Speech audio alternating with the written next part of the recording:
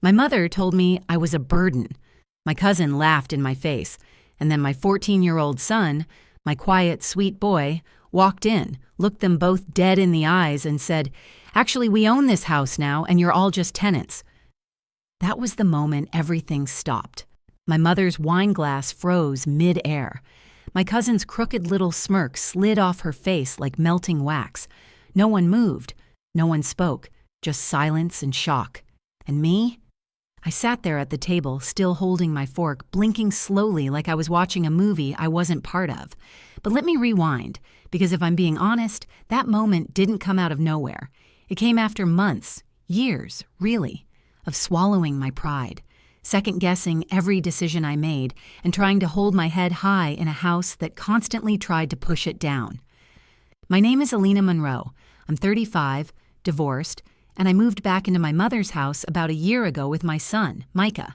He's 14, sharp, quiet, always watching, the kind of kid who doesn't talk much, but when he does, everyone listens. Well, they should. I used to have my own place, my own life. But life doesn't ask for your permission before it flips you inside out. I lost my job, my marriage collapsed under the weight of too many silences, and suddenly, it was just me and Micah, and nowhere else to go. So we came here, back to the house I grew up in, back to my mother, Yvette. My mother is, let's just say, she's not the hug and cocoa type. She believes in tough love, which in her world translates to sarcasm, judgment, and emotional distance that could freeze fire. She didn't greet me with warmth when I showed up at her doorstep, dragging my suitcase and holding my son's hand. She opened the door, took one look at me, and said, "Don't expect to stay long." But we stayed. And then there's Trinity, my cousin. 28, jobless, living in the guest room she swore she'd only need for a couple weeks, 2 years ago. Trinity thinks cruelty is funny. She wears it like perfume, always lingering in the air. She'd mock the way I dressed, the fact I couldn't afford to fix my car, how I made ramen for dinner 3 nights in a row. And every time I'd smile a little or shrug or stay silent. Because that's what you do when you're under someone else's roof, right? You play small, you stay quiet, you try not to stir the water. But it was Micah who saw it all. Every comment, every insult. He'd sit beside me at dinner with clenched fists under the table and eyes darting from face to face, like he was calculating things I didn't even notice. That night, the night everything changed, it was a typical Sunday dinner. Roasted chicken, tense conversation, Trinity's smug commentary sprinkled over everything like too much salt. And then it happened. I don't remember what triggered it. I think I'd mentioned something about applying for a job I was excited about. Something simple, something hopeful. And my mother, who was sipping her wine, didn't even look at me when she said it. "Your ex was right to leave. You're a burden." No reaction, no hesitation. Just that sentence dropped like a brick in the middle of the table. Then Trinity laughed, a loud, ugly snort. She got dumped and came back home. Honestly, it's kind of pathetic. I sat there, not crying, not speaking, just existing in that weird, heavy silence where your heart starts to cave in, but your face won't show it. That's when Micah stood up. He pushed his chair back, calmly walked out of the room, and came back 30 seconds later, holding a folder. He opened it on the table, looked directly at my mother, then at Trinity. His voice was steady, clear. "Actually, we own this house now, legally. You're all tenants. You'll be getting lease papers this week, or you can leave." And just like that, everything shifted. In that one moment, my son said what I never dared to. Not with anger, not with revenge, just truth, cold and solid. That was the moment everything froze. But it was also the moment I finally began to thaw. They say you can always come home. But home doesn't always mean safety, or love, or even kindness. Sometimes home is just a place where your pain started, and where you're forced to return when you've run out of places to go. When I packed up my car to leave the apartment I could no longer afford, I didn't cry, I didn't scream. I just looked at Micah, my 14-year-old son, and said, "We're going to figure this out." And he nodded, like he believed me. I think that's what kept me from breaking. Not hope, his faith in me. It had been 3 weeks since the divorce was finalized, 4 since I'd lost my job, 7 since the power company shut off our lights. Everything hit at once, like dominoes I didn't see falling until they buried me. I remember standing on my mother's front porch with 2 bags, a storage unit full of what used to be my life, and a teenager trying to pretend he wasn't scared. The door opened and there she was, Yvette, my mother, 60 years old, still tall and sharp as broken glass. She didn't hug me. She didn't ask how I was. She just looked me over like she was evaluating a return at a store with a strict policy. "Don't make this permanent," she said. That was the welcome. She led us to the room I grew up in. Same walls, same creaky floorboards, only now there were boxes stacked in the corners. Her boxes, not mine. Like even my past didn't have space anymore. I tried to tell myself it was temporary. Just a few weeks. Just until I got back on my feet. But time stretches in a house like that.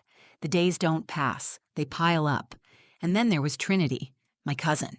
She moved in 2 years ago, just for a month, after breaking up with her fiancé. That month turned into forever. She had her own room, her own mini fridge, and all the free time in the world to remind me of what I'd lost. "Still looking for work?" she'd say with a smirk. "Don't worry, you'll find something eventually. Maybe a janitor job or something. Nothing wrong with that." It wasn't the words. It was the tone. That sickly, sweet, condescending tone that made it clear she thought she was better than me. She wasn't. But in that house, she had power. She'd wormed her way into my mother's good graces with empty compliments and cheap wine. I tried to stay invisible. I cooked dinner, I cleaned, I applied for jobs from the cramped desk in my childhood bedroom. I smiled when I was mocked. I bit my tongue when I wanted to scream because I didn't want Micah to see me break, but he saw more than I realized. Micah is quiet, thoughtful, too mature for his age, because life forced him to be. He watched everything, every jab, every side-eye glance, every backhanded comment from his grandmother and cousin. He never said much about it, but he'd slip me notes sometimes, little sticky notes on my laptop or dresser. "You're not failing. You're trying. They don't see how hard you work, but I do. I love you. You're doing your best." And I'd find those notes and cry when he wasn't looking. Because when the world feels like it's collapsing, even a whisper of kindness can keep you standing. At night, I'd lie awake staring at the ceiling, thinking about how far I'd fallen, wondering when exactly things went from stable to survival mode, wondering what kind of mother I was if I couldn't even give my son a home that was ours. But I never said those things out loud, because when someone tells you often enough that you're a burden, you start to believe it. When they mock your efforts, you shrink them yourself. And I was shrinking, trying to take up less space, trying not to be noticed, not to be a problem, not to be a reason for more shame. But Micah noticed, and that would matter more than I ever could have predicted. I thought things would settle after a few weeks, that maybe once my mother saw I was trying, she'd soften. Maybe Trinity would move on and out. Maybe life would start giving instead of taking. None of that happened. If anything, the longer I stayed, the more invisible I became. I woke up each morning before everyone else so I could apply to jobs without Trinity hovering nearby. I cleaned the kitchen after dinner, hoping maybe that would earn me a little peace. I even offered to pay for groceries with the little unemployment check I was getting, only to be told if you had real pride, you wouldn't need help. That came from my mother, Yvette, who raised me with rules instead of love. She believed pain built character, but all it ever built in me was silence. She never asked how my interviews went, never offered to watch Micah so I could meet with recruiters. She just watched me float through the house like I was some stray that wandered in off the street.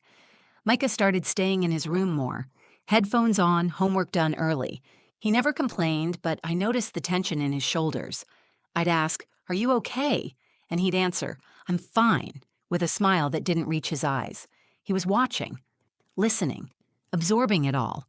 Trinity, on the other hand, made it her full-time job to remind me that I was unwanted. "Still no callbacks?" she'd say over dinner with a fake pout. "You should try selling something. People your age are doing that online now. Maybe you could sell your dignity, if there's any left." The worst part? My mother would chuckle. A low, cruel sound that made me want to disappear into my chair. One night, I overheard them talking when they thought I was asleep. Yvette. She always needed rescuing, even as a kid, always crying, always dramatic. Trinity. She got dumped and crawled back like a kicked puppy. You're a saint for letting her stay. I lay in bed staring at the ceiling. I didn't cry.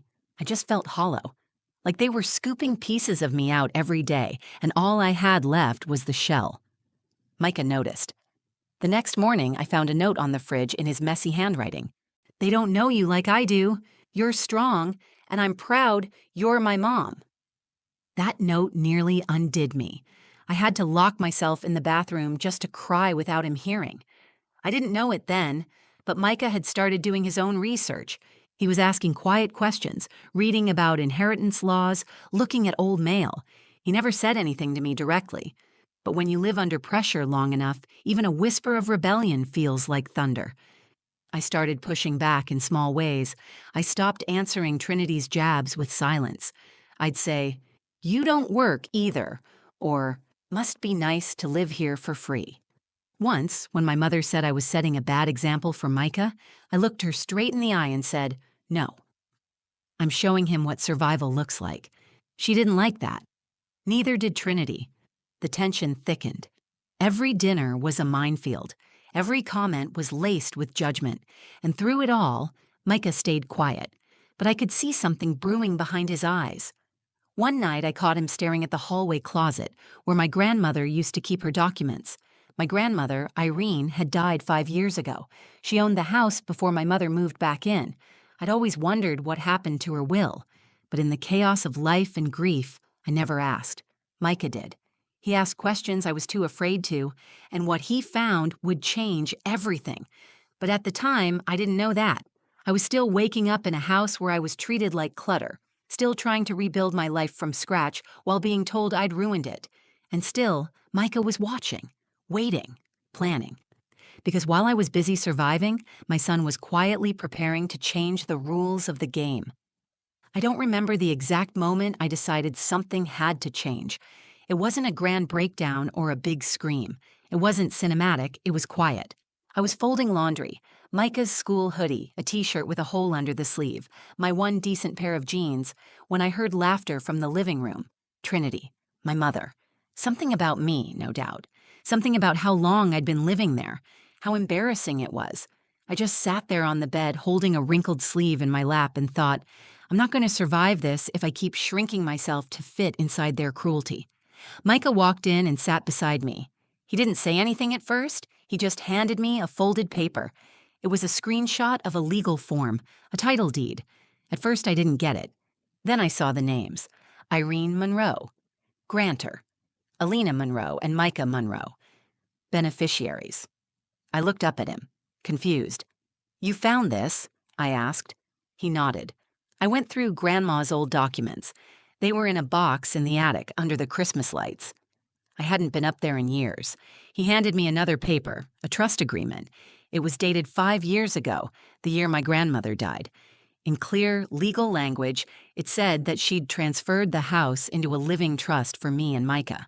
My mother had never been the legal owner. She'd just stayed after the funeral like she belonged there, and I never questioned it. You're telling me this house belongs to us? Legally, yes, he said. I asked my civics teacher how deeds work, then I double-checked online. I wanted to be sure before I showed you. That was the moment I realized my son had done what I was too scared to do. He believed in my right to exist, in my right to feel safe, to stand tall in a home that was meant for us, not handed out like charity. And that belief, it reignited something in me. The next day, I took the documents to the courthouse. I sat down with a clerk and asked for help confirming the title and updating the deed. I expected a dozen hurdles, but it was straightforward because Micah had done his homework. My name and Micah's were on the trust. All we had to do was update the title officially and file the necessary paperwork to reflect current ownership. No legal battles, no drama, just quiet, simple justice. It wasn't revenge I was after. I didn't want to humiliate my mother or kick Trinity out just for payback. I just wanted to breathe. I wanted to stop apologizing for being in the house my grandmother left for me. After we filed the papers, I went home and cooked dinner, like normal. I didn't say a word. Trinity was on her third glass of wine, scrolling on her phone and tossing out lazy insults. My mother complained about the noise Micah made with his video games. It was the same loop, the same dance. But this time, I wasn't holding my breath. I was planning. That week, I opened a rental agreement template online. I drafted formal lease terms, nothing harsh, fair rent, reasonable conditions. I even included a grace period and renewal options. I wasn't trying to be vindictive. I just wanted structure, boundaries, respect. Micah helped me print everything out and organize them into folders with tabs. "You sure about this?" I asked him. He looked up from his desk and said, "They've taken enough. It's our turn now." He was only 14, but in that moment, he was the strongest person I knew. I waited until Sunday. Dinner night. Everyone would be at the table. No distractions, no excuses. I knew what was coming.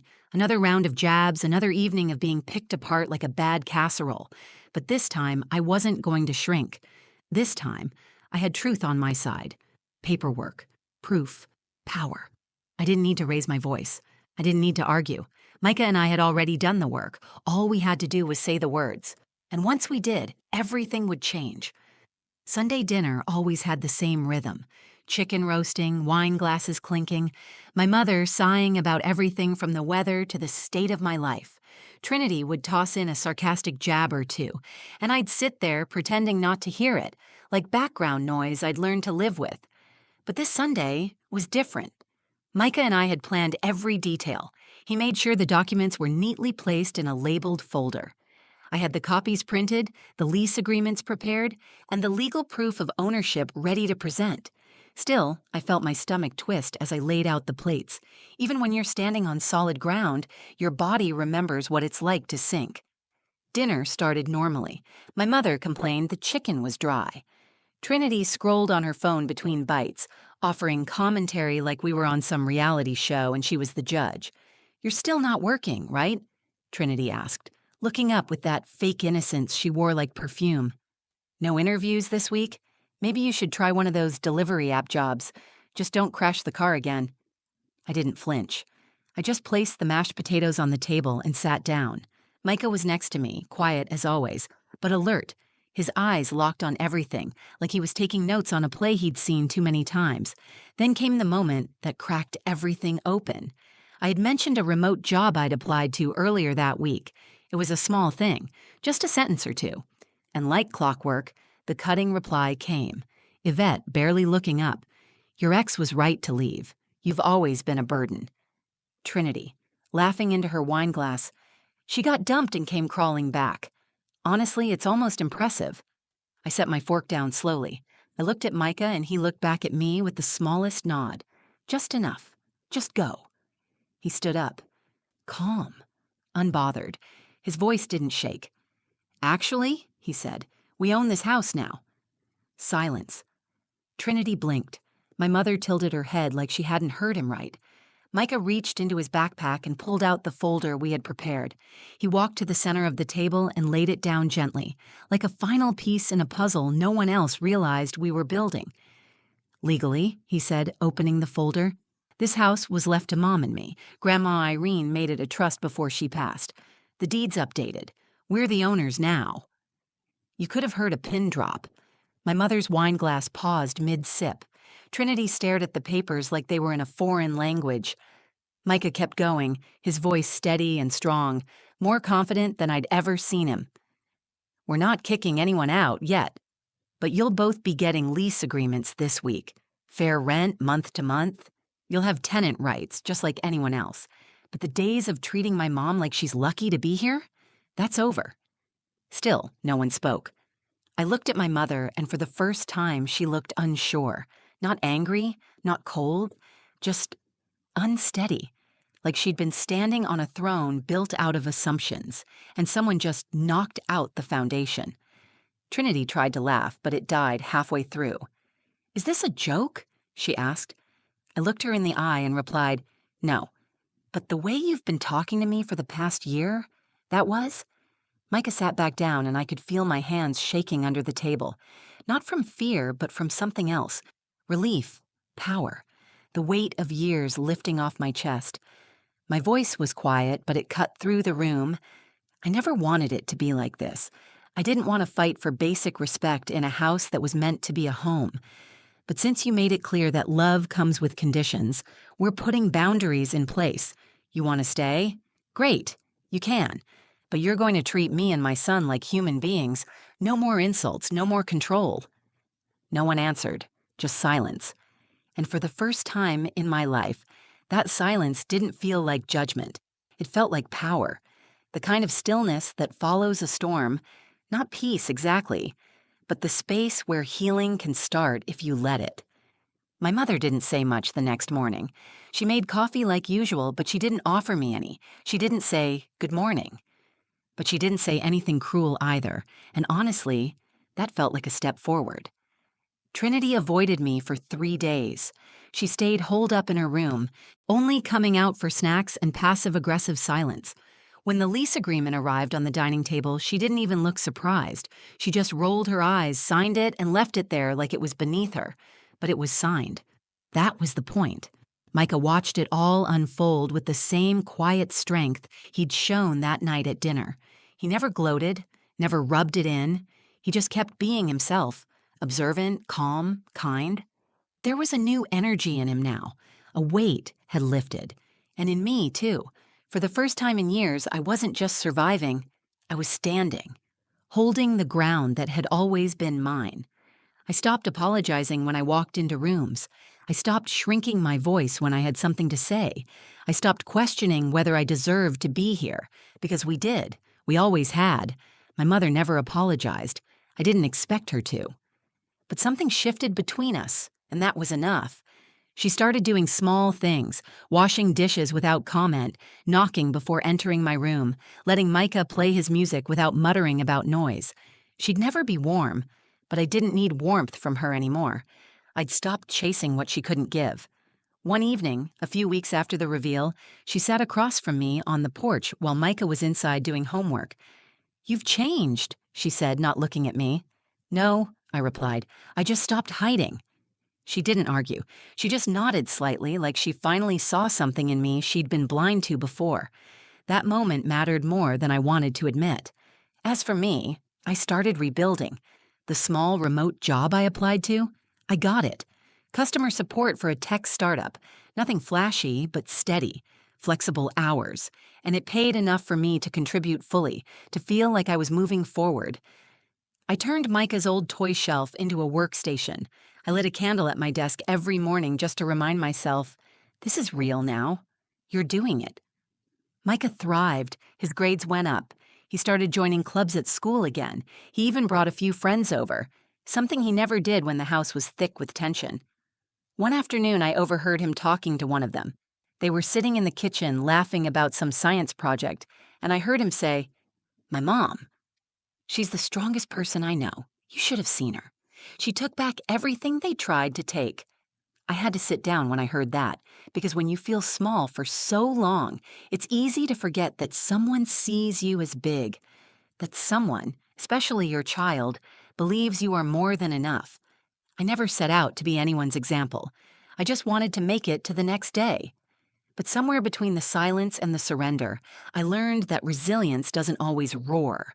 Sometimes it signs a deed. Sometimes it files paperwork. Sometimes it just stands up at the dinner table and tells the truth. I'm not a burden. I was never a burden. I was becoming. And if you're listening to this, if you're living in a space where you feel small, unwanted, overlooked, I need you to know something. You are not your failures. You are not your setbacks. You are not the cruel things people say when they're too afraid to face their own reflection. You are still worthy of dignity, of safety, of peace. And sometimes, reclaiming your power doesn't mean fighting louder. Sometimes it means standing still while the ground shifts beneath everyone else. If this story spoke to you, if you've ever felt like a burden, like you had to shrink to be accepted, I see you. And I hope this reminded you that your worth doesn't disappear just because others refuse to recognize it. Micah and I didn't just reclaim a house. We reclaimed our voice, our space, and our right to be respected. If you felt something while listening, do me a favor.